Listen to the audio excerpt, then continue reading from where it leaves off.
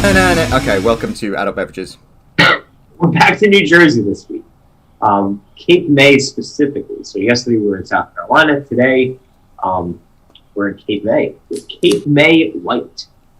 Now, I've enjoyed a lot of the stuff from Cape May. They're not necessarily the beers that I would like drink out of choice, but I've always enjoyed, what they are and how different they are and the names they came up with. I think we'd done an IPA before. What was it called? It was like Rescue Boy or First.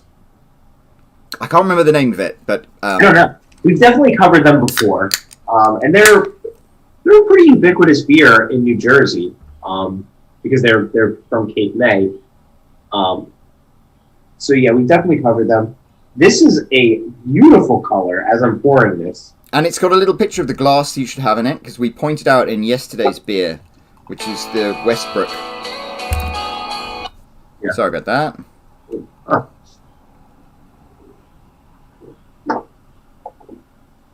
Oh, yeah, my goodness, look at this. This is gorgeous. Yeah, this is a great color. So, this is another wheat beer or a Belgian white. Belgian-style wheat beer brewed with coriander and orange peel. Nice.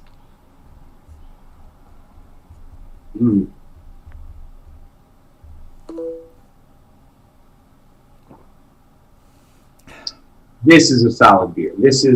You said when we filmed the Spotted Dog episode, you said that you were a fan of wit beer, right? Actually, I'm a moderate fan. Like, I like to have one every so often. What I liked about the Spotted Dog was it didn't hit you with the wheat. This one has a much wheatier forefront, but it's not offensively so. Some of them I've had, and they're just like, boom. Especially, actually, the German wit beers tend to be like, slap you in the face with wheat. Yeah. Well, as we learned from previous episodes, they are brewed different. Whereas this one uses the malt. This uses the unmalted. The German beers use the malted wheat. I actually learned a new term while researching this beer. Have you ever heard of an ester? No. So esters are the flavor compounds that generate the fruity aromas in beer. And it's different than if you're using a fruit as an adjunct. So it's interesting because you said this was brewed with orange peels, right? Yes. Brewed orange peels. So, because I noticed it was like, oh, this is a really fruity beer. I wonder how much of that is the actual fruit that it's brewed with versus the esters, which are created by the reaction between organic acids and the alcohols created during the fermentation process. But I do know that you put orange in wit beer a lot, so this has the orange in there. Yeah. Do you know the purpose of I didn't look that up, but do you know why orange peels go in wit beer? I don't, but it is an interesting question. Because I've been drinking a lot of Corona Familiar this year because I always drink whatever my characters in my book read, and I love getting the lime, squeezing it, putting it in, and a lot of it is ceremony. And it's kind of, it's like, you have your martini shaken, not stirred. It's like part of drinking is if you make a ceremony out of it, then you're less of an alcoholic. But, and so have you ever had a tequila shot without doing the salt and lime? Yes, but they're not quite as enjoyable. I don't think I've ever done one without the salt and lime. I think I've always had, the accoutrement, and that ceremony that you discussed. So I know, and I think if you're drinking tequila shots without bothering about the ceremony, then there's more going on than you want to talk about. Possibly. Yeah. And I think that's also something that's interesting is that, I think one of the things that I've learned to appreciate more in the times of coronavirus is going to a bar and just sitting for a long time.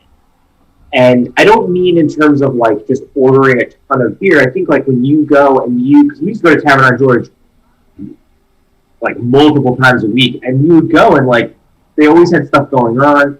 There was always an event. It wasn't just oh, I'm going to go sit and go to the bar. Whereas I think now it's when you go out to eat, it's I'm going to drink my beer and then leave. Whereas like there was a much more like relaxed, like you'd go, you'd sip a whiskey while listening to jazz, and like they still have that. They have their outdoor seating and stuff. But I think there's just a different atmosphere in across bars, like just going to any bar really, and just sitting there and like having that like relaxed conversation with the bartender, and I don't think you get that as much now, or really at all, because people kind of like they stand back a little bit farther. They're not willing to like engage you as much. And I think that I've really grown in appreciation, and I can't wait till like this is all cleared up and we can go back to our new normal and just really like just enjoy a bar, Yeah, I was thinking that. It was the place I went to in Wyoming, which used to be a cat house, like that shut down, and the guy I'd met there and was talking to all night had sent me a text to say that, and I'm like, you don't get the opportunity to meet people like that anymore. What do you mean a cat? You mean a cat house like a brothel? Yeah, it used to be the town brothel, and then it got turned into a saloon. It was called the Painted Lady Saloon, and it was interesting. It had like all these dozens of rooms, and only a small section had been like reopened. But okay, I don't think I've ever heard the term cat house used for a brothel outside of the HBO show. It was the first word that came to me. That's interesting, but you're right. It's like, yeah, cat house makes you think of like that Dolly Parton movie. I don't even know what Dolly Parton movie you're referring to. She did one in the 70s called The Best Little Cat House in Texas. Oh, okay. Huh. That's interesting. Wait.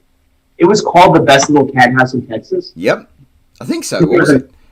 There was another movie called The Best Little Whorehouse in Texas. Maybe. I'm wondering about that. Maybe that was it. I've got a feeling they changed the name in England.